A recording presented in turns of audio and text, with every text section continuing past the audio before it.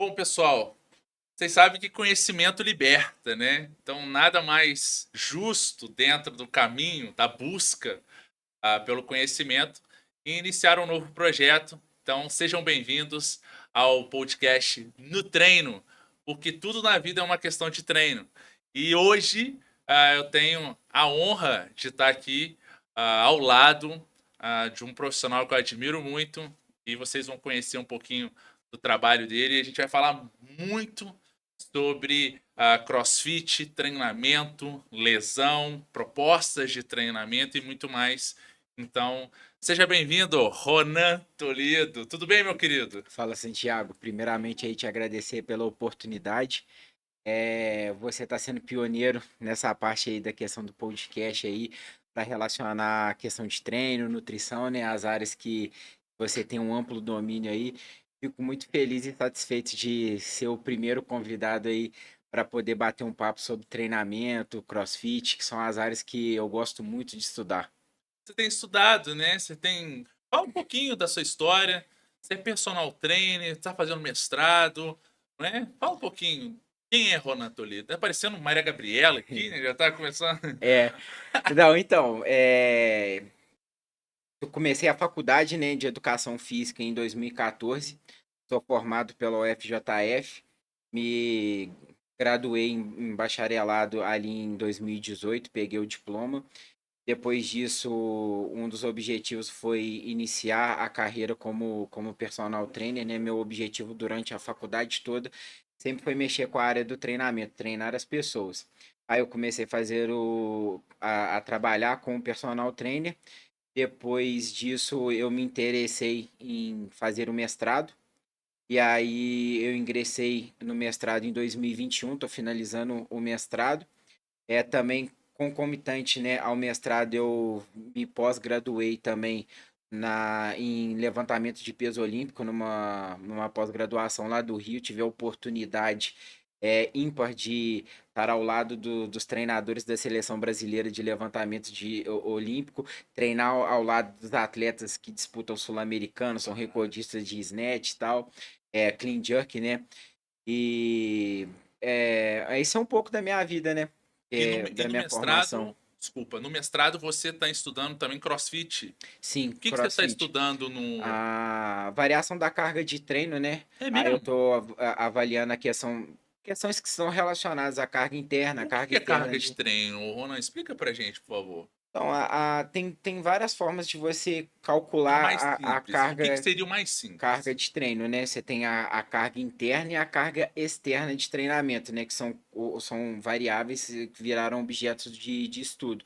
A carga interna é aquilo que, como o seu corpo está recebendo a carga externa. A carga externa, por exemplo, vou agachar com 100 quilos. Então, a carga externa Certo. são 100 quilos. Agora, como o seu organismo está respondendo a esse estímulo do agachamento com 100 quilos, aí a gente utiliza de algumas variáveis mensuradas do corpo humano, né? Frequência cardíaca, perfil hormonal, relação testosterona-cortisol, para avaliar a carga interna de treinamento que vai refletir diretamente na carga externa também. Então a carga externa seria o trabalho muscular que o atleta está fazendo, seja intensidade, seja frequência cardíaca, seja VO2, seja tempo sob tensão, volume de treino, repetições. E a carga interna seria a recuperação ou talvez o estresse sofrido por essa carga externa? Seria mais ou menos isso? Exatamente. E a Legal. carga interna é a capacidade de você receber um estresse vindo da carga externa, vindo do treinamento, suportar esse estresse e a capacidade que seu organismo tem de recuperar Pronto. o estresse, né, proveniente Então, do treinamento. se eu somar a carga externa com a carga interna, eu tenho a dose. Então, não é? É Por o isso, que é o que acho que a gente na ciência, né? Todos os treinadores aí, tento acho que achar a dose é ideal, a né? dose resposta, né? O quanto que eu tenho que fazer para eu conseguir Esse é o determinado desafio, resultado. né? Eu acho que o desafio é a gente tentar encontrar a dose que não seja nem muito pouco, mas também que não seja nem muito além da capacidade do indivíduo, né? Sim, Então as nem adaptações são dose dependentes e a recuperação também é dose Dose dependente, dependente. né? Exatamente, porque em alguns livros de fisiologia, né, você tem sua linha base ali fisiológica. E aí, toda vez que você tem um estímulo, um estresse mecânico, ele vai quebrar essa linha base, e aí você vai ter dor muscular, muitas vezes e tudo mais, vai ter uma capacidade física um pouco reduzida, que aí você entra com outros agentes, sono, nutrição, que aí isso vai te dar capacidade de você super compensar e você estava numa linha, agora você está um ponto acima daquela Acima. linha de início quando você iniciou seu treinamento. Então, Perfeito. a dose e resposta é justamente isso. Eu te dou uma dose de treinamento e aí a gente vai avaliar a resposta que você teve nessa dose de treinamento, Perfeito. né, para algumas variáveis. Ah, eu quero hipertrofiar, quero desenvolver força. E isso é progressivo, então, né? Então tem Sim. essa progressão, só que vai chegar um momento que essa progressão, em função do nível de adaptação que esse indivíduo tem, da experiência dele, essa progressão não é tão grande, não é? Não, à medida que quanto mais treinado você é, menos treinável você fica, E né? como é que a gente rompe isso, Rana? O que você acha que. Onde que está o desafio da gente conseguir melhorar uma pessoa que já tem uma condição muito grande e não consegue melhorar tanto? Para a gente quebrar essa linha, essa manutenção, né, esse platô, hoje, você, com a sua experiência, qual você acha que é a estratégia mais eficaz para a gente tentar conseguir romper essa adaptação de um cara que já está muito bem treinado? Você tem alguma hipótese? Eu acho que talvez a resposta para essa pergunta ela esteja na variação do treinamento. Eu acho que você variar os estímulos dentro do treinamento, eu acho que é ali que está a chave para você progressivamente, por mais que. Vamos imaginar, vamos colocar no exemplo mais prático. Imagina um recordista mundial do levantamento de peso olímpico. Ele é um cara extremamente treinado, e aí ele tá levantando lá seus 200 quilos, por exemplo, no clean no jerk. Se ao longo de um ano de treinamento ou de um ciclo olímpico ele chegar e ele aumentar, sei lá, 1 quilo a cada um ano, isso já é muita coisa para um atleta que já treina a modalidade, sei lá, desde os seus 9, 8 anos de idade. Então, assim, eu acredito que quanto mais treinado o atleta é, acho que a gente tem que atacar as variáveis do treinamento e variar de forma inteligente, respeitando a fisiologia, para conseguir melhores resultados. Eu posso começar a te provocar, não? Fica à vontade. É mesmo, e essa história da lesão no CrossFit?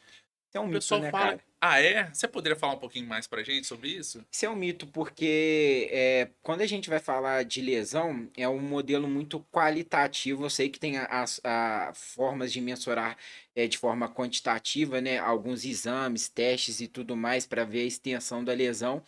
Mas quando a gente está entrando no campo da lesão, você tem alguns cálculos, né? Que é o quanto que você está exposto ao exercício, aquele estresse em horas. Então, a cada 1.000 horas de treinamento, você começa a estratificar o índice de lesão de um indivíduo, de um atleta, a cada 1.000 horas de exposição.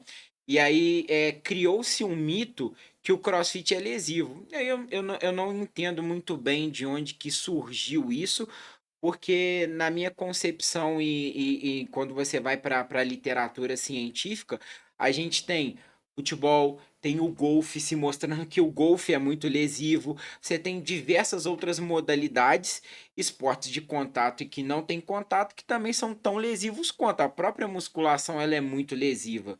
Então eu acho assim, foi criado um mito, acho que talvez por medo, principalmente das pessoas que treinam musculação, de as academias talvez perderem seus clientes ali, a sua fonte de renda, para uma modalidade nova, emergente, que absorveu Esse mercado. absorveu esse mercado e outras modalidades que são pouco conhecidas. Então, aquilo que você não conhece, você cria uma mística falando que algo lesiona ou que algo é pior do que outro, Perfeito. simplesmente pelo fato de você não E se conhecer. não é o trauma, né? Por exemplo, o esporte de contato, ele naturalmente tem umas chances maiores de lesão por conta do contato, Sim. correto?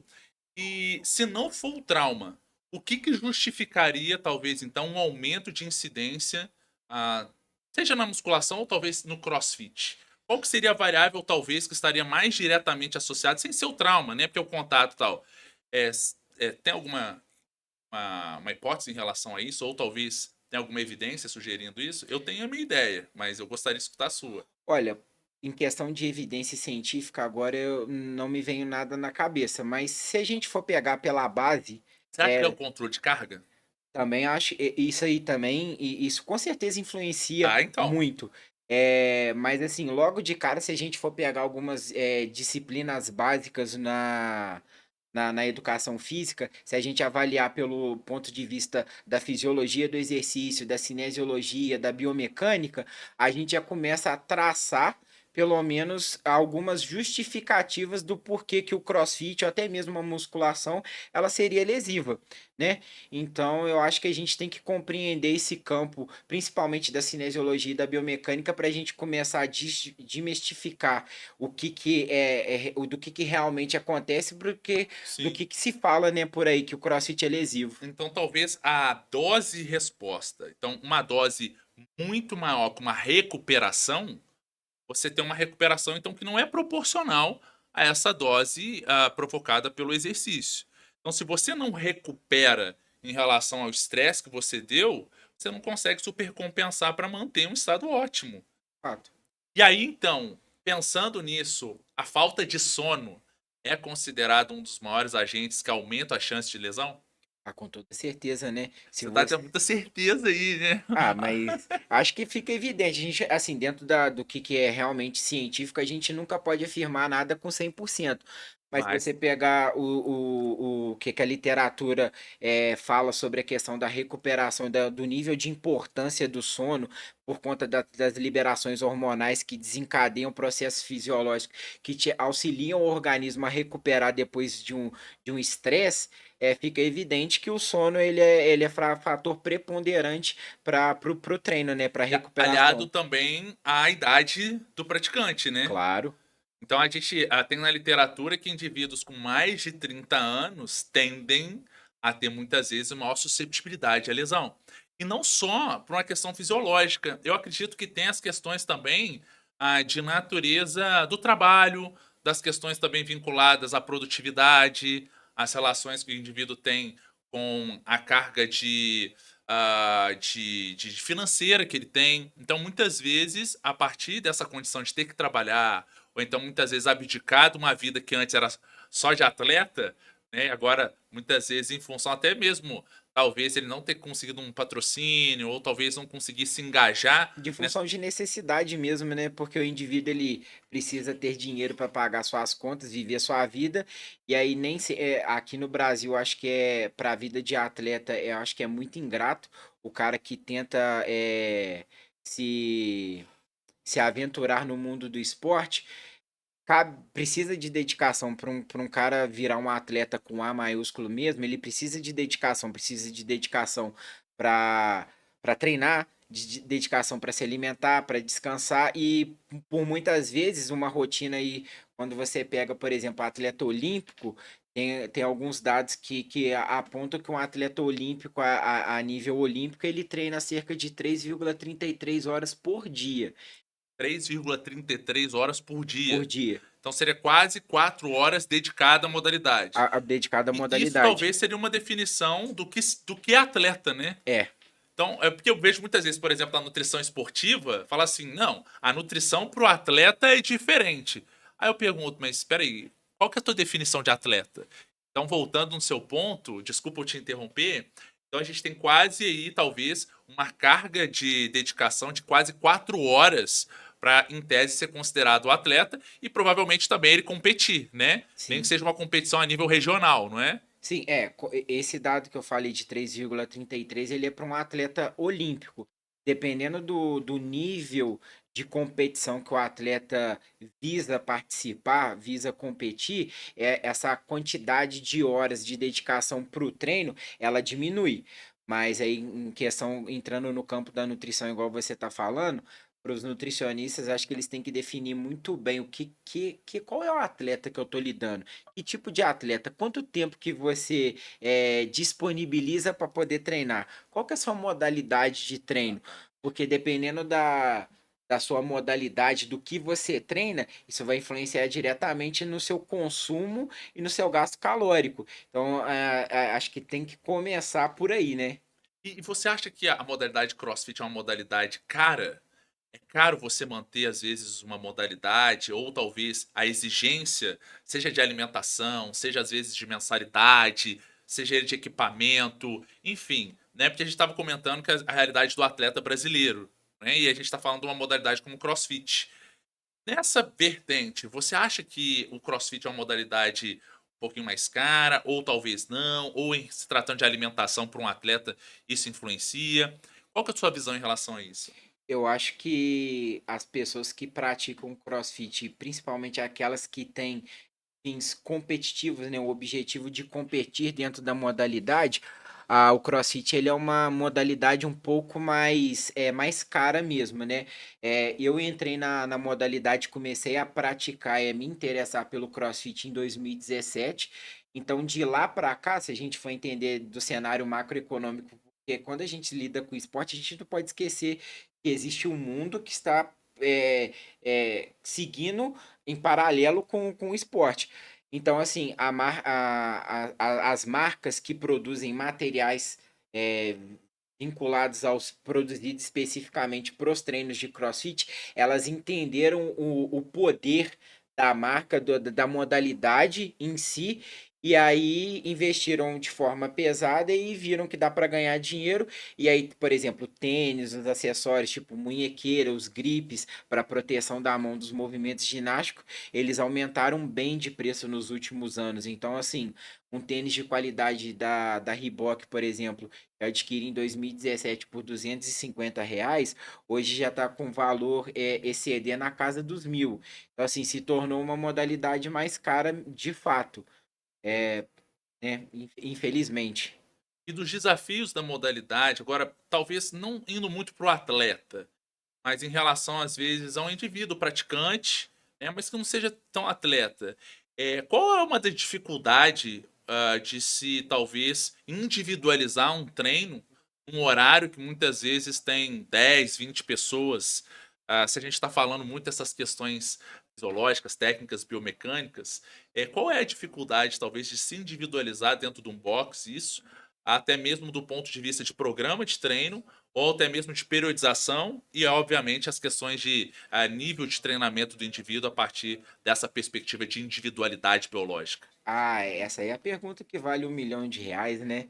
Porque é muito difícil. Quando você está falando sobre individualização de treino, você está olhando para o indivíduo e otimizando e organizando o treinamento para aquele indivíduo. Quando a gente vai para as aulas coletivas, né, onde que você tem mais de uma pessoa participando, fica mais difícil. Na minha visão, nesse contexto, você minimiza os erros, você tenta pelo menos minimizar os erros e fazer com que as pessoas tenham a capacidade de vivenciar os movimentos que possam causar, vão trazer menos malefícios a elas e mais benefícios. Então eu vejo que para dentro de modalidades de aulas coletivas, você tem que organizar seu treinamento para causar o menor impacto negativo e causar o maior impacto positivo, né? Então, naquela questão na balança do custo-benefício, o benefício você tem que tentar fazer com que ele seja maior e o custo seja menor, porque a gente não tem a condição ideal para individualizar, uma vez que cada indivíduo é um indivíduo e aí se a gente for, né, estratificar, tipo, mobilidade articular, o que cada indivíduo consegue produzir de ângulo para determinada articulação, que isso vai influenciar diretamente em determinados movimentos, fica difícil. Eu acho que o ideal mesmo é você utilizar a palavra. Quanto que eu vou minimizar os estragos, o quanto que eu vou potencializar os ganhos. Então, partindo desse pressuposto, o que que um box como que eu identifico talvez um box que está mais próximo dessas qualidades, qual que seria talvez as atribuições de um bom box? Onde que a gente consegue identificar talvez num bom box que de fato provavelmente essa empresa, esse lugar, ele talvez minimizaria isso ou de fato proporcionaria um serviço de qualidade? Existe algumas coisas que você identifica ou talvez algumas questões que a gente poderia estar identificando e para até para comprovar ou para fazer hipoteticamente uma associação de que, pô, se esse box tem isso, se os treinadores, se os coaches, né, tem tal coisa, tal, provavelmente então o serviço é de qualidade. Tem alguma coisa que a gente poderia identificar, ou talvez você, com a sua experiência, identificaria algo que poderia justificar o que você acabou de falar?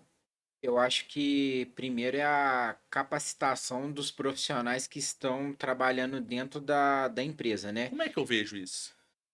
Se o cara tem uma boa capacidade de adaptar os movimentos, a forma como ele ensina, se ele tem um know-how grande para poder diversificar a forma como ele explica para os indivíduos, porque a finalidade, o resultado final é que interessa. Se o cliente ali, seu aluno que está fazendo a aula com você, ele conseguiu captar a informação ou o objetivo daquilo que você quer que ele faça. Então, acho que a qualificação profissional é a primeira, acho que é o primeiro item da lista ali que culmina e combina com o que eu falei anteriormente. Identificar talvez se o box ele tem noção de periodização em algum dia ou outro, porque geralmente a gente tem no Brasil os boxes que abrem de segunda a sábado, né? Sim. Geralmente no domingo eles fecham. Nos Estados Unidos, no domingo, os boxes abrem, né? Aqui a gente está com uma cultura que na academia de musculação, no domingo está abrindo, né? Então, isso tem uma versatilidade muito boa para periodização. Se o cara quiser fazer o day off, por exemplo, no meio de semana, eu acho que é tranquilo para ele fazer uma quinta-feira, day off, né? E no domingo treinar. Independente disso, a periodização no box poderia ser uma justificativa para a gente avaliar se esse box é um box de qualidade, ou talvez se eles têm noção em relação a isso, ou a periodização não influenciaria nesse ponto. Ao contrário, eu acho que a periodização ela influencia, eu acho que é o maior fator de impacto ali. Se o cliente, o profissional chega no box, ele vê que tem uma organização, tem um sistema, eu quero sair do ponto A e para o ponto B de forma organizada, aquilo ali já diz muito sobre o local onde que o indivíduo vai treinar. Você vê que tem uma organização e quando você tem um esquema sistematizado, tudo muito bem organizado, se acontecer algo de errado, fica fácil de você identificar o que deu de errado e o que eu tenho que fazer para poder corrigir. Então, a periodização, a programação, a organização do treinamento, ela se torna fundamental. Então, se eu identifico no box que nos WODs do dia existe talvez uma relação de distribuição das cargas na semana, talvez na segunda-feira um volume maior, na quarta-feira um volume mais ou menos, e talvez no sábado uma intensidade um pouco mais baixa, uma duração maior. Então, talvez dentro dessa perspectiva seria uma justificativa de um cuidado ou talvez algo que eu identificaria com boxe é bacana. Sim, porque é o que os estudos mostram, né? Quando a gente está lidando com carga de treinamento mesmo, o que é ideal é você ondular essa carga de Legal. treinamento. É fazer um dia forte, um dia fraco, um dia moderado. É você variar não só o volume, mas também variar a intensidade, variar as vias metabólicas na qual você quer se preparar, que você quer se treinar, né? Aumentar a sua performance. Isso que é importante. Então, quando você vê essa organização já fica mais seguro. Você acha que o perfil da galera que faz o CrossFit, principalmente em se tratando de perfil de idade, pode ser uma justificativa de periodização? No boxe, por exemplo, a gente tem um perfil mais universitário, um pouco assim, 22, 23 anos. Talvez no sábado à noite, no domingo, é a galera que vai, às vezes, vai para um rock, vai para um bar, alguma coisa assim. Então, talvez o fato dessa galera, no final de semana, dar uma relaxadinha, vamos colocar assim, justificaria talvez na segunda-feira o volume começar um pouco mais baixo, porque no final de semana essa galera escapou e tal. Seria uma justificativa? É uma justificativa, né? Porque a gente não dá para controlar que o indivíduo, depois que ele sai da porta para fora do box ali, quando ele sai, a gente não tem como mensurar o que ele tá fazendo da alimentação dele, o que ele tá fazendo sobre o sono dele, se ele tá ficando acordado a noite inteira, saiu aí para uma festa, tá bebendo o consumo de álcool, tabagismo, a gente não controla nada. Então, se você quiser tentar minimizar problemas, a segunda-feira pode ser um dia que você pegue leve ou moderado. Fazer Mas só uma que tem outra vertente, dependendo do perfil que você tem de clientes no box, do box, dependendo da idade, você, em vez da segunda-feira ser moderada ou baixa, você pode colocar lá mais alto, alta. porque o indivíduo veio de sexta, sábado e domingo descansando, ou mais relaxado, né? Porque diminuiu a carga horária dele de trabalho, ele tá mais relaxado, vai sair para poder almoçar com a namorada e com a esposa, então ele tá mais relaxado psicologicamente. Então, se ele tá mais descansado, ele aguenta uma carga de treino superior na segunda-feira. Então depende muito de você também saber qual é o perfil de cliente que você tem na sua grande maioria no seu E é legal que estabelecimento. essa periodização do treino facilita também a vida do nutricionista, né? Porque ele vai saber fazer a periodização nutricional também em relação à periodização do treino. E muitas vezes ele pode fazer um ciclo do carboidrato, ou então ele pode soltar um pouquinho a dieta no final de semana. Ele vai fazendo, às vezes, um déficit de 25% durante a semana. E no final de semana, ao invés de fazer esse déficit menor, ele pode subir um pouquinho para um superávit, porque a média geral como um todo vai dar super certo. Ele aproveita então esses dias mais de descanso, até mesmo para subir um pouquinho as calorias e ter esse lastro, por exemplo, de glicogênio muscular, talvez. E isso justificaria a relação entre o controle de carga, não é? Tanto a carga externa quanto a carga interna, mas pensando na recuperação da dieta. Se a gente está falando de individualização, você acredita que existe um biotipo no CrossFit que facilitaria a performance do atleta, pensando em rendimento agora? Então, essa questão do biotipo ali, se a gente analisar, o CrossFit, ele é uma modalidade esportiva que absorveu várias outras modalidades, né? Quando a gente está falando sobre CrossFit, a gente tem que levar em consideração que a gente tem três grandes modalidades. Assim, o próprio criador do CrossFit mesmo, Greg Glassman, ele definiu que a gente tem a modalidade de peso, a modalidade de ginástica e a modalidade de movimentos cíclicos. Uma coisa que eu, particularmente, Ronan, não gosto de utilizar é falar que eu tenho a modalidade cardio. Eu acho isso um equívoco do ponto de vista científico, porque quando você está fazendo musculação, levantando peso, o seu coração continua batendo.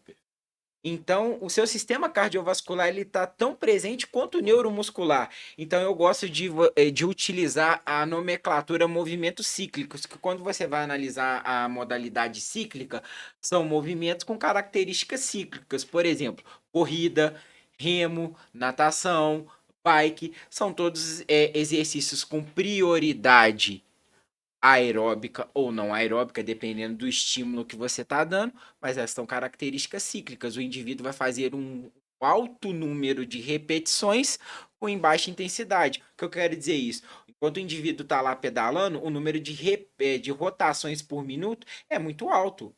Então, quando você vai para a modalidade ginástica e de peso, são movimentos acíclicos, com prioridade neuromuscular. E aí a gente tem que saber definir. Como você me perguntou em relação à questão do biotipo, como você tem esse mix de modalidades, existe o biotipo do cara que vai se dar melhor para a modalidade de peso. Então, quando ele vai executar movimentos do levantamento de peso olímpico, o cara que ele tem uma estatura, uma altura mediana, 1,70 m, 1,60 m, entre essa altura, a alavanca dele é melhor. Então, favorece, por exemplo, os movimentos de agachamento, favorece aos movimentos de recepção, por exemplo, do clean. O cara vai ter uma alavanca menor. Quando ele vai fazer para a modalidade ginástica, que ele vai virar de cabeça para baixo, o braço dele é mais curto, menor, ele vai conseguir executar com mais facilidade e até mesmo o tempo de execução de repetição a repetição também vai ser menor.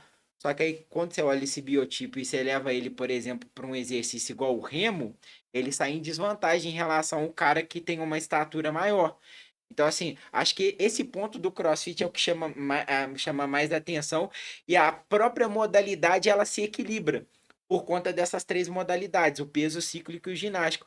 Porque às vezes o cara que leva desvantagem no movimento ginástico, ele consegue tirar essa desvantagem na modalidade de peso ou na modalidade cíclica, onde que ele tem um exercício que favoreça o biotipo dele. Mas eu acho que é meio difícil a gente bater o martelo ali para falar qual que é o melhor biotipo para uma pessoa fazer CrossFit. Legal demais. Quando a gente está falando, então, de movimentos cíclicos, nessa perspectiva aí de necessidade, uma intensidade mais baixa e uma manutenção desse movimento, você citou para mim remo, bike e corrida. Corrida, natação também. Não é Ou- muito comum aqui, mas existe a natação. E se eu pensar, por exemplo, como talvez nessa classificação de movimento cíclico, o burpee e o sit-up, Eles, assim, eles são considerados acíclicos ou cíclicos? na raiz do CrossFit, né, como é divulgado o material e tudo mais, eles são considerados movimentos ginásticos. Eu considero eles como movimentos acíclicos, porque a própria mecânica do movimento, ela não te dá uma condição de fluidez do movimento como um remo, de você fazer o exercício sem parar. Você para, mesmo que seja por alguns segundos ali, de forma estratégica, até mesmo para o seu corpo se ajustar à posição ortostática, né? Eu estou variando o burpee, por exemplo. Ora eu estou no chão, ora eu estou em pé. Então, se você for tentar descrever o movimento ao longo de toda a repetição, você vai ver que você está fazendo flexão de joelho, com flexão de quadril, depois extensão. Você está fazendo isso. Então, isso, ao meu ver, já caracteriza um movimento mais acíclico. Mas quando se a gente for para esse campo, dependendo do odd que você tem, né, dependendo do workout que você tem como fazer, mesmo movimentos que são considerados acíclicos, eles se tornarem mais cíclicos. Depende muito da dinâmica ou da sua estratégia, do tipo de treino que isso influencia diretamente ali também, como você vai executar cada movimento. Talvez o jump squat, né? O jump squat eu vejo que usa assim. O Ele é próprio peso corporal. E aí? ele vai subir a frequência cardíaca. Eu não sei muito dele porque eu nunca adaptei e me Pode ser só o acostumei. squat, então, com o próprio peso corporal. Eu Você condicionaria ele como cíclico, acíclico? A ideia é depende da essa. capacidade do indivíduo. Perfeito. Porque se o indivíduo tiver mais capacidade a resistir a uma acidose metabólica, a própria concentração de lactato, o acúmulo dele, né? Porque assim, também quando a gente vai falar do campo de lactato, a gente tem que falar uma coisa que é clássica, que antigamente na fisiologia se acreditava. O lactato é causador de fadiga. Lactato não causa fadiga. O lactato ele é o cara que te ajuda ali, tá fazendo com que você perdure por mais tempo, né? Exatamente. Só que quando ele está acumulando no seu corpo, seu organismo não tem a capacidade de remover ele, transformar ele em outra substância para a produção de energia, ele se acumulando, aí você começa a entrar num processo de acidose metabólica. Quando você acidifica o meio, você tem as reações bioquímicas do seu organismo em declínio, isso vai fazer você parar a sua performance, vai fazer você diminuir até mesmo encerrar a sessão de treino, Perfeito. né? E pensando, então, nessa adaptação de lactacidemia, né, de controle de tamponamento e recuperação, seria interessante a gente pensar que essa adaptação, em se tratando de recuperação, até mesmo por aumento de lactato deshidrogenase, creatina quinase, muito mais potencializada no CrossFit, né, no qual a gente tem lactacidemia aí de 18 milimol, quando a gente sabe que Ou não. até mais, eu já É encontrei um até estudo mais? meu, 21 milimols, eu 21 você encontrei encontrou? em uma menina. Você publicou ou não? Publiquei esse artigo. É mesmo?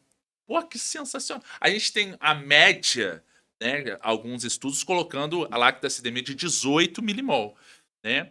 Mas é evidente, se coloca a média, né? Então provavelmente você tem valores talvez até mais altos. Enquanto que na musculação, a gente tem musculação intermitente, né? Então a gente tem um tempo de recuperação maior, evidentemente com uma intensidade maior, e aí você tem que ter uma recuperação um pouco maior. O fato de você ter um tempo maior de recuperação caracteriza a intermitência da musculação. Mas pensando então no foco do lactato que você comentou, da melhora de adaptação à acidose metabólica, em função justamente desse estresse um pouco maior, será que o indivíduo que tem uma capacidade de treinamento de adaptação no CrossFit, ele pode melhorar na musculação e, em função dessa adaptação do CrossFit na musculação, ele tem um rendimento maior?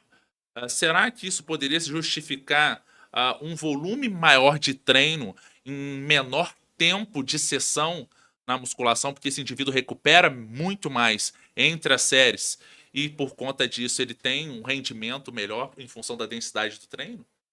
Pode ser que sim, né? Tudo indica, porque se o indivíduo melhorou a sua capacidade enzimática de suportar o estresse do treinamento, se ele tem maior capacidade de recuperação, ele vai recuperar entre as repetições, entre as séries, entre os estímulos melhor, ele vai conseguir aumentar a densidade dele do treinamento e, consequentemente, se eu tiver, por exemplo, 60 minutos para poder treinar na musculação, eu consigo aumentar o meu volume de treino talvez em 40 minutos, porque eu estou melhor recuperado Isso. entre uma série e outra. Eu tenho. Na verdade, a gente tem estudos que mostram, né? Que as estratégias de cluster, né? As estratégias de hashing pause, elas são muito interessantes, especialmente para estar melhorando a estratégia time efficient, né? Que é a estratégia para você ter o mesmo volume de treino num tempo menor. E para o personal trainer, isso é ótimo. Porque presumindo que o aluno chegou no horário, né? Não atrasou, a gente, em tese, tem um trabalho principal aí entre 40 e 50 minutos. Porque geralmente a gente tem o aquecimento geral, o aquecimento específico, né? A mobilidade, pré-ativação e o trabalho, e depois a volta calma. Então, pensando desse ponto de vista, ter ao lado da musculação esse tipo de adaptação faz muito sentido como um aliado do personal training. E aí eu pergunto para você, Ona, a característica de alternado por segmento do CrossFit talvez facilitaria também o treinamento alternado por segmento na musculação? Eu acho que sim. Depende do. Eu acho que o personal trainer que está dentro da academia é só ele entender um pouco da fisiologia e principalmente da organização e da logística. Se ele quer fazer um exercício de peito, se o aparelho de peito está próximo do de perna, ele consegue fazer um trabalho full body. Ele acaba de fazer um estímulo aqui no supino, ele pode muito bem ir ali e fazer um exercício de perna, se um leg tiver do lado, um suporte, um hack ali para fazer um agachamento livre, é possível. Só que, lembrando, a gente tem que entender qual que é o indivíduo que está treinando com a gente lá na musculação e se esse tipo de treino, o body você sair de um determinado exercício de membro superior e logo em seguida já executar um exercício de membro inferior, se o cliente que está ali ele tem a capacidade de suportar esse Hemodinâmico. maior estresse, porque a gente tem fatores hemodinâmicos, né? Por isso que também eu acho que é um pouco controverso alguns dogmas que se criaram dentro da educação física e dentro da musculação, método metabólico e tensional. Acho que isso não casa muito bem, né? Porque, igual a gente está falando aqui, se você for avaliar que a gente está lidando com dois exercícios prioritariamente com prioridades neuromusculares, né? Exercício de característica de força, de hipertrofia. Ué, por que que a gente está falando sobre variável hemodinâmica? Porque o coração ali, o sistema cardiovascular, assim como o sistema nervoso central, outros sistemas do nosso organismo, eles estão agindo simultaneamente. Então, assim, a gente tem que pensar o corpo humano como um sistema. A gente estuda ele de forma segmentada e separada, mas a gente tem que ter capacidade, eu não sei se essa é a palavra, mas eu acho que a gente tem que ter o feeling de juntar tudo e entender o corpo humano como um sistema. Às vezes entender e enxergar ele de forma separada, às vezes entender ele de forma integrada. Você acha que a dieta, ou melhor, as estratégias dietéticas, no CrossFit, elas contribuem para o rendimento? Existe estratégias dietéticas? Quando eu falo estratégias dietéticas, é porque muitas pessoas que fazem o CrossFit trazem junto com o CrossFit algumas dietas específicas, né? A dieta paleolítica, a dieta low carb, a dieta cetogênica. Como você vê essa associação, às vezes, desse tipo de estratégias dietéticas pensando no CrossFit? Você vê, como é que você enxerga isso? Fala de novo, eu não É entendi porque muito bem. existem pessoas que fazem o CrossFit e adotam, por exemplo, dieta paleo. A dieta com maior quantidade de carnes e baixa quantidade de carboidrato, ou até mesmo priorizando vegetais, né? Então você tem um modo de estar reduzindo consideravelmente o consumo de fontes alimentares que podem estar reduzindo o consumo de carboidrato ou até mesmo priorizando tubérculos e em detrimento de outros alimentos como grãos, alguma coisa nesse sentido. Você acha que essa adoção desse tipo de dieta, né, dieta de Atkins, a dieta dos pontos, a dieta cetogênica, ou seja, vamos baixar carbo, porque aí a gente consegue ter uma adaptação metabólica muito melhor, e aí depois quando a gente voltar com carboidrato, eu faço supercompensação de carboidrato. O manejo em relação a baixo carbo e aumento de proteína para o CrossFit, você acha que é interessante? Ou talvez você acredite que as estratégias normais de distribuição do carboidrato, da ordem de 5, 6 gramas de carboidrato por quilo de peso corporal, ou 50 a 60% do percentual da distribuição do volume do valor energético total da dieta. E, de fato, depois só aumentando a proteína para 2 gramas de proteína por quilo de massa corporal é o suficiente? Ou você acha que a utilização dessas estratégias vai melhorar tanto a composição corporal ou até mesmo a performance no CrossFit? Em relação à dieta, assim, eu tenho pouco conhecimento sobre a área nutricional, então me perdoem se eu estiver falando alguma Não, coisa de de jeito forma nenhum, é sua opinião. equivocada. Não, a gente tá trocando ideia, Eu cara. acho que em relação à dieta, a gente tem que avaliar muito quem que é o indivíduo que tá praticando. Uhum. Se ele consegue colocar intensidade ou não no treinamento que ele está fazendo lá dentro do CrossFit. Porque assim, o CrossFit de forma comercial, ele é dividido, né? Você tem uma hora para poder treinar, e aí você tem a parte de mobilidade, você tem a parte do warm-up, que é um aquecimento, você tem a parte do skill. O skill, você literalmente a tradução é técnica, né, pro português. Só que nessa parte, nesse segmento, o box, quem estiver montando a programação ali, ela pode determinar quais os dias especificamente ela quer fazer que esse momento ali do treino, o skill, ele seja realmente para desenvolver uma técnica, Perfeito. ou eu quero desenvolver um trabalho mais específico de força. Eu quero desenvolver um trabalho específico de força para deadlift, para agachamento, para um clean, para eu testar alguns. Dentro da CrossFit mesmo, já até virou prova do Games, o CrossFit Total, que é para você achar um RM de shoulder press, um RM de back squat, um RM de deadlift. Então, assim, dependendo da programação, você pode utilizar para isso.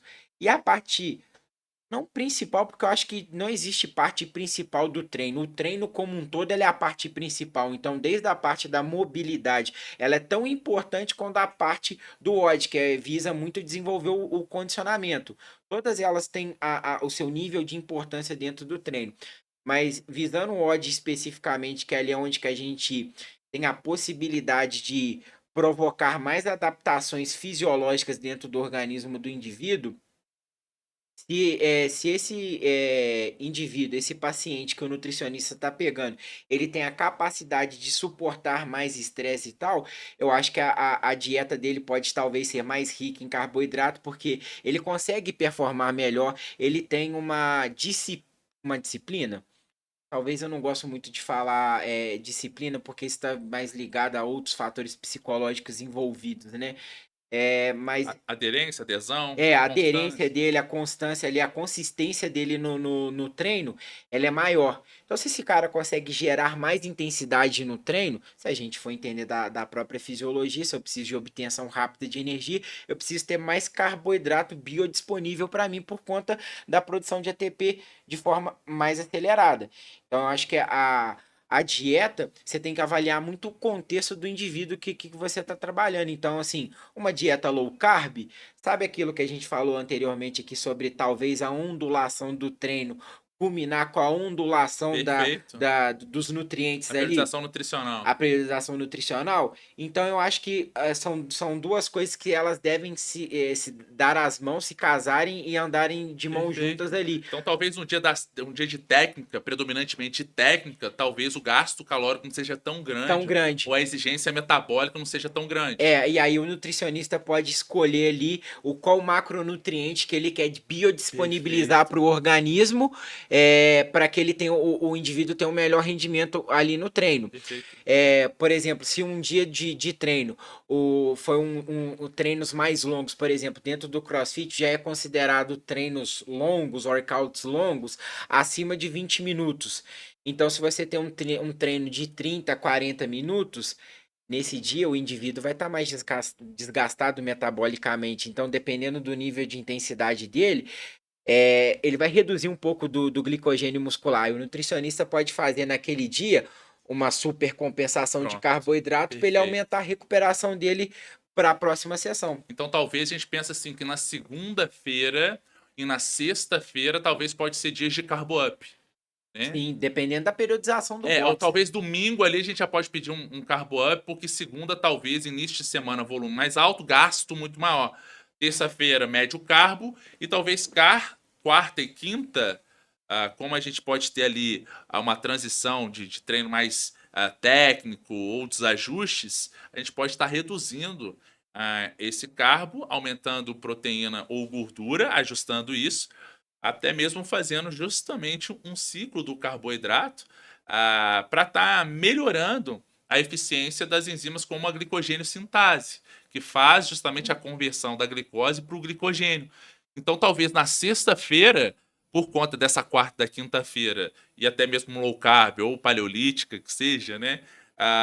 Esse indivíduo tende a ter menos carbo, e na sexta-feira ele faz o carbo up pensando no longão, né, aquele treino mais longo de sábado, poderia ser uma justificativa, então, para ele supercompensar na sexta Claro. e até mesmo melhorar a eficiência dessas enzimas. E aí, quando você está falando de dieta e treino, então, qual que é o mais importante? É a dieta ou é o treino? Essa é uma pergunta clássica, né, Não, cara? mas você acha Que que eu não ia fazer essa pergunta para você? lógico, é provocativa, né? A gente vê em academias e tal, no bate-papo, quando você está sentado ali na mesa com seus amigos e tal, quando você está com o assunto ali em voga em relação a treino, todo mundo fala: o que é mais importante, a dieta ou o treino? A dieta contribui 70% do processo. Eu acho que cada um tem sua parcela de importância, eu acho que é 50% para cada. Porque você nunca viu um carro andar sem um combustível adequado. Se um carro, o motor do carro só funciona a gasolina, se você injetar álcool ali, ele não vai andar. O carro é ruim? Não. Então, o que que vem antes, o ovo ou a galinha? Então, tipo, o que que é mais importante? A dieta ou o treino? Não tem. Se você tem uma dieta adequada, balanceada e o indivíduo consegue seguir o planejamento nutricional dele, ele está com combustível adequado, consequentemente, o rendimento dele vai ser adequado em resposta aos estímulos químicos provenientes da dieta. Perfeito. E aí, então, já que a gente está um pouquinho nessa parte de provocação, né? É, a musculação é levantamento de peso? Também é um levantamento de peso. É.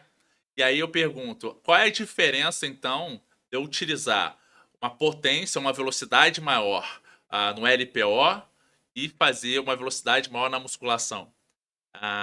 Existe uma relação entre o gesto motor e também a aceleração desse movimento para as duas modalidades indiscriminadamente? Ou existe uma modalidade no qual essa aceleração ela vai ser muito mais bem-vinda do que outra? Quando a gente está no campo do esporte, Movimentos acelerados, eles são mais bem-vindos porque é a necessidade do esporte. Quando a gente está na musculação, os movimentos acelerados que visam trabalhar potência, eles também são bem-vindos. Só que eu tenho que me questionar, eu não, os treinadores, né? Tem que se questionar para quê? Para quem? Por que eu vou aplicar esse conceito? Por que eu vou fazer o meu cliente treinar dessa forma? É ali que está a grande chave. E por que e como fazer? Então, assim, se você me permite, acho que esse é um assunto que é o buraco é um pouco mais embaixo e eu acho que é uma boa oportunidade para desmistificar alguns conceitos Por aqui. favor, estamos aqui para isso. Por É, gentileza. na musculação, a gente tem que entender que a maioria das pessoas que vão para uma academia de musculação, o maior objetivo delas é treinar visando o aumento da massa muscular, ou seja, hipertrofia. Quando a gente está lidando com hipertrofia, o que os estudos mais apontam é em relação ao volume de treino. Tudo bem que a hipertrofia ela é seletiva de acordo com a intensidade que você está tá provocando de estresse no músculo. Eu vou ativar fibras do tipo 1, tipo 2, fibras híbridas, mas envolve a hipertrofia, o objetivo. Se eu estou fazendo o movimento de forma mais localizada, provocando mais estresse mecânico no músculo, isso vai ser melhor. Mas o que que acontece? As pessoas pegam esse conceito e elas agem de forma generalista, então aplica para todo mundo. Por que que você está fazendo essa rosca entortando a coluna e tal? Tá roubando? Peraí, vamos diferenciar as coisas, né?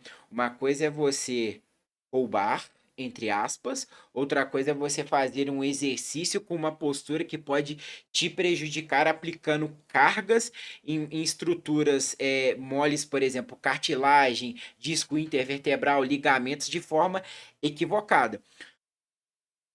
Quando a gente lida com esporte, por exemplo, levantamento de peso olímpico, a todo momento eu estou utilizando todas as alavancas que eu tenho disponíveis dentro do corpo humano em prol de uma coisa, um único objetivo, levantar a maior carga possível. Assim na ginástica, quando eu quero fazer um bar muscle up, que é a subida na barra, eu vou utilizar a potência de quadril, a aceleração dos meus pés para baixo, utilizando a extensão de quadril, para que eu consiga vencer a resistência da gravidade e projetar meu corpo acima da linha da barra. Isso não está errado. Quando você está lá na musculação, quando você tem que corrigir uma pessoa executando determinado exercício, a primeira pergunta que deve ser feita é: qual que é o seu objetivo? Se o seu objetivo é gerar potência, gerar força, aí você pode utilizar as alavancas do corpo humano de forma organizada e de forma correta. Não é você chegar lá na musculação e falar assim, isso aqui tá errado porque você tá roubando.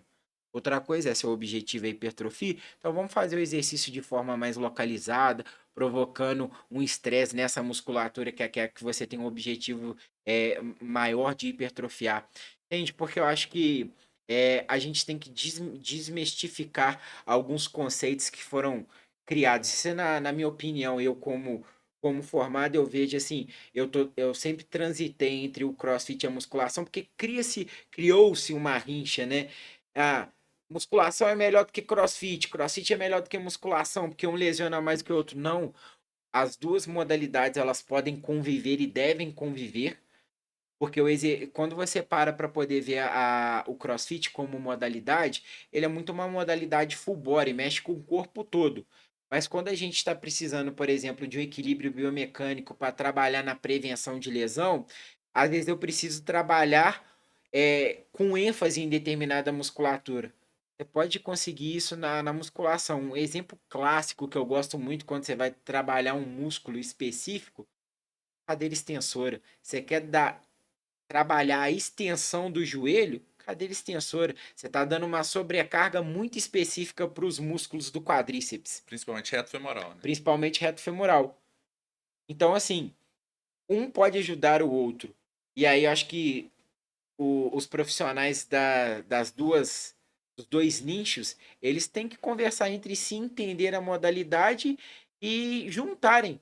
Um, um pode ajudar o outro a performar melhor. Ninguém é inimigo de ninguém. Entende? cria-se uma rixa que, na minha opinião, é meio que desnecessária. A musculação é tão importante quanto o CrossFit.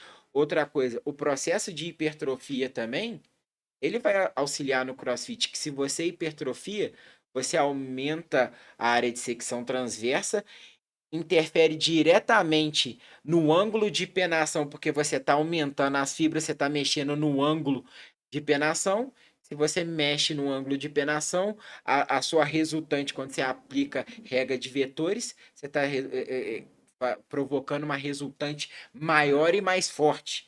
Você está aumentando seu nível de força. A hipertrofia ela também se torna funcional. Então, acho que as duas áreas elas têm que conversar, têm que entender o que é utilizado as alavancas do corpo humano para produzir mais força, o quando que eu quero isolar determinada musculatura. Em relação à cultura, é legal você falar da cultura do CrossFit e da musculação.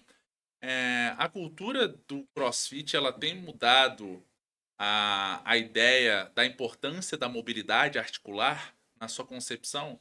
Eu vejo que na musculação, por mais que nós tenhamos sim uma importância absurda da mobilidade articular, eu não vejo tanto enaltecimento dos trabalhos específicos de mobilidade, até mesmo como justificativa para você trabalhar em horários diferentes, ou até mesmo incluir dentro da periodização do treino de musculação treinos específicos de mobilidade. E já no CrossFit eu vejo isso. Então, você acredita que isso pode ser um fator que aumenta ainda a relevância do CrossFit quando a gente está discutindo essas questões? Quando a gente entra no campo da discussão sobre equilíbrio biomecânico, eu vejo que a mobilidade articular para articulação que tem a necessidade de ser mais móvel, o CrossFit eu acho que ele foi pioneiro e ele ajudou na divulgação e na ampliação do conceito mobilidade e da expansão da execução e da importância desse conceito. Então, eu acho que isso aumentou a musculação. Mas a gente também tem que entender o porquê que a mobilidade articular ela é muito importante, porque que ela tem um crescimento muito grande dentro do CrossFit. A musculação, ela te dá a possibilidade de você levar o indivíduo para aparelhos, que isso diminui movimentos articulares em todos os planos e eixos de movimento, diminui movimentos de translação e faz com que o indivíduo ele simplifique muito o movimento. Você vai para o leg 45, ele vai deitar lá de costas e ele vai ter uma menor dificuldade quando comparado a uma pessoa que vai para o CrossFit colocar uma barra nas costas sem ter suporte nenhum. Ela tem que ter um controle corporal absurdo para entender que ela tem que manter a coluna dela lombar em extensão, fazer uma boa flexão de joelho, não deixar fazer uma retroversão exagerada de pelve no final do movimento, que é fisiológico também, né? A gente também tem que saber entender que no Bom, agachamento, a partir de, acho que se eu não me engano, 120 ou 140 graus de flexão de joelho, a retroversão pélvica, ela é um movimento fisiológico. é, Ela é um movimento fisiológico. E aí, antigamente, criou-se um mito de o joelho não pode passar da ponta do pé e você não pode agachar com amplitude total, porque você coloca sua coluna em sobrecarga. evidência e sobrecarga ali para uma possível lesão ou possibilidade. Isso é um erro. Você tem que ensinar o seu cliente, o seu aluno ali, a ele controlar o próprio corpo e a minimizar a retroversão, porque senão nenhum levantador de peso olímpico levantava peso, porque senão todos eles estariam lesionados, porque todos eles agacham, e na musculação fala agachamento a fundo, para mim existem três tipos de agachamento, né? 45 graus, half agachamento, que é quando a gente chega a 90 graus, e o agachamento. O agachamento é agachamento. Eu descer e subir, acabou. Então, assim, quando você está no agachamento, você tem que ensinar o seu aluno, seu cliente, a manter o controle sobre os paravertebrais para poder controlar a pelve. Porque senão os levantadores de peso olímpico aí que levantam 300 quilos, estaria com a vida bem complicada, né? Estaria cheio de hérnias de disco estourada e incapacidade de treinar. E aí, entrando naquele conceito sobre carga de treinamento, mais importante, eu tive a oportunidade de estar com o treinador da seleção brasileira de levantamento de peso olímpico. Eu tive uma aula com ele lá no Rio e ele falou uma coisa que a gente sabe isso, mas quando uma outra pessoa fala, me tocou de uma forma diferente. O mais importante no treino não é você treinar pesado todos os dias ou querer treinar pesados todos os dias. É você ter a inteligência de ondular essa carga de treino e se tornar constante. É melhor você treinar pesado durante 6 meses, machucar, ficar 4 meses parado e voltar a treinar? Ou é melhor você ter momentos onde que você treina pesado, recupera, treina pesado, recupera, mas está lá treinando um ano ininterruptamente.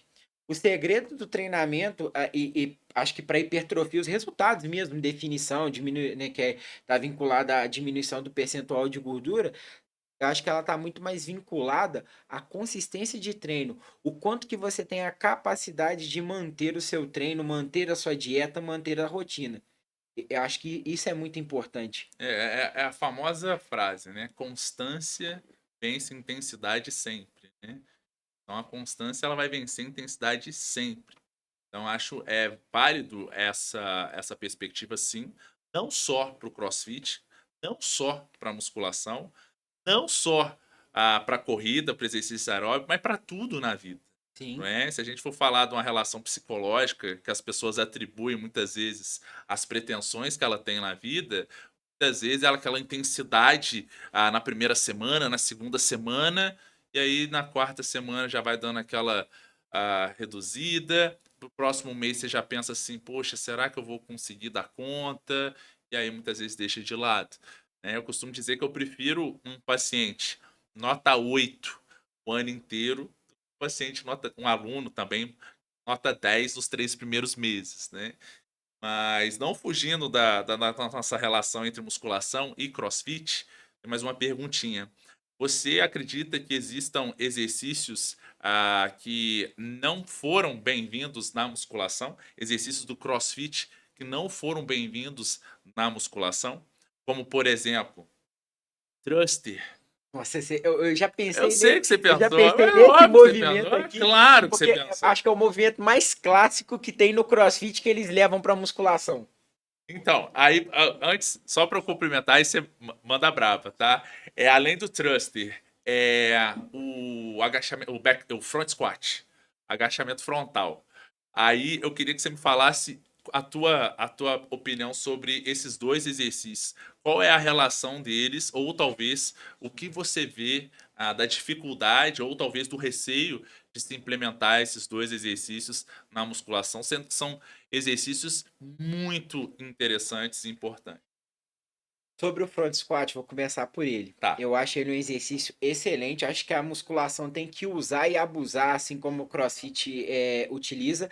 Na verdade, assim, aqui no Brasil, pelo menos no meio aonde que nós vivemos, que é aqui em Juiz de Fora, eu nunca tinha visto front squat até o momento que eu entrei no CrossFit, lá em 2017. Antes disso, eu não sabia que isso existia. Poderia ser até um Pokémon para mim. Mas tem um artigo publicado na Journal of Strength Conditional Research, de 2009.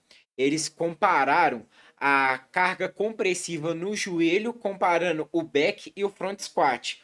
O front squat, por incrível que pareça, antes de eu ler o artigo, eu achava que o front squat aumentava a sobrecarga progressiva a sobrecarga compressiva no joelho. Pelo contrário, o front squat, em relação à sobrecarga compressiva lá nas estruturas moles, na cartilagem, no ligamento ali do joelho, ele é melhor. Então, assim, eu acho que ele tem que ser aplicado na musculação, assim como o thruster, porque o thruster ele é um exercício full body. Porque, o que é o thruster? É um agachamento seguido de um desenvolvimento. Então, você está trabalhando ombro, tríceps, até um pouco do peitoral, porque os movimentos cinesiológicos, os primeiros 60 graus ali de flexão, você trabalha um pouco do peitoral, porção clavicular, se eu não me engano. Agora Relaxa. eu me esqueci especificamente dessa questão.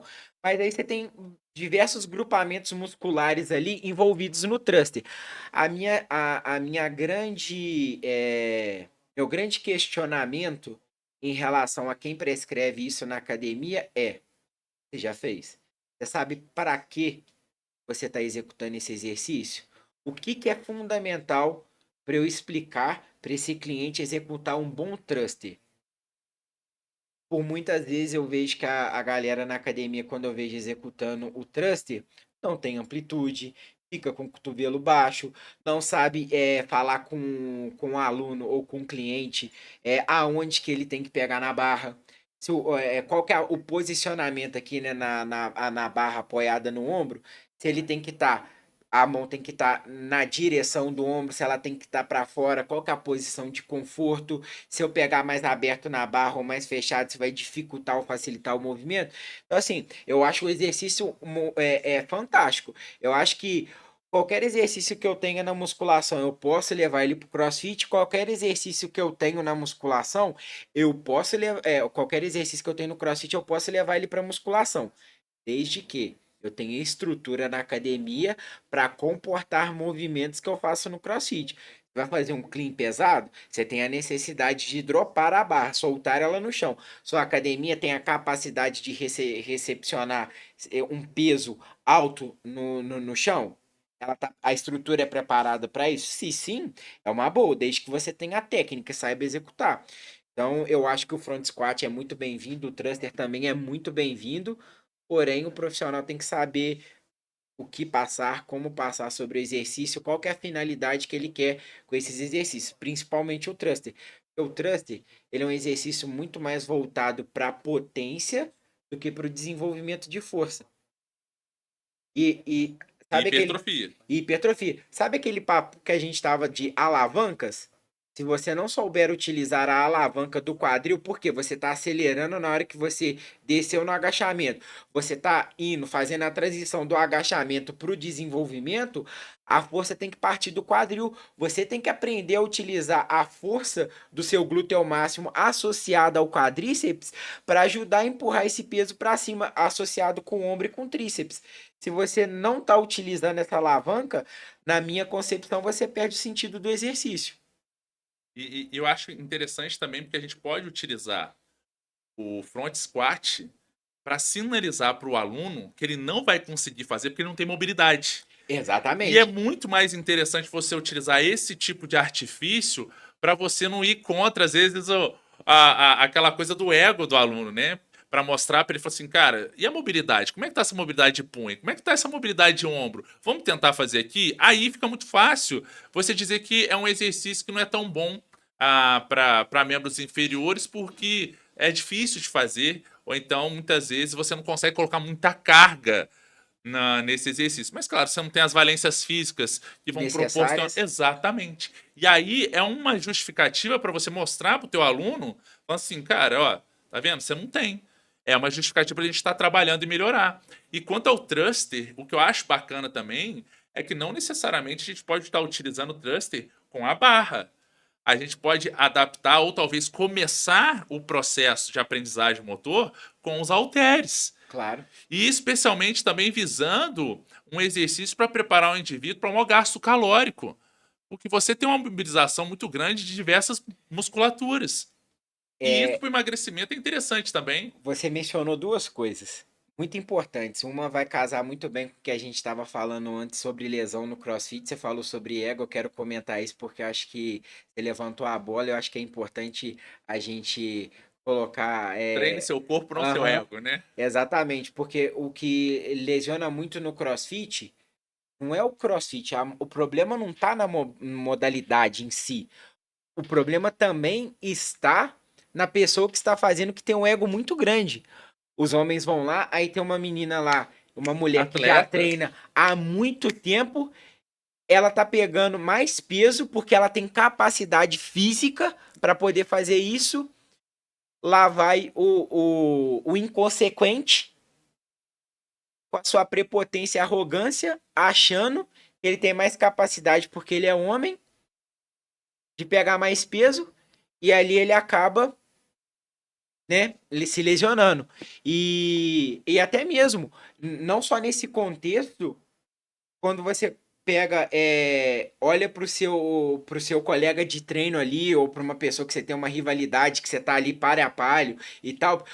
O bom do CrossFit é que ele te dá objetivos, te dá motivação. Perfeito. Eu quero. Hoje eu estou fazendo 60 quilos de clean. Pô, eu quero chegar a 70, eu quero chegar a 100. Então você, ao longo do processo de treinamento, você vai criando pequenos objetivos. Eu quero fazer um bar muscle up. Aí você faz um bar muscle up, você ficou feliz. Mas agora, já que eu faço um, agora eu quero fazer 5 sem soltar a barra. Eu quero fazer 10. Agora eu quero ter a condição de fazer um odd de bar muscle up. Isso que é o mais importante.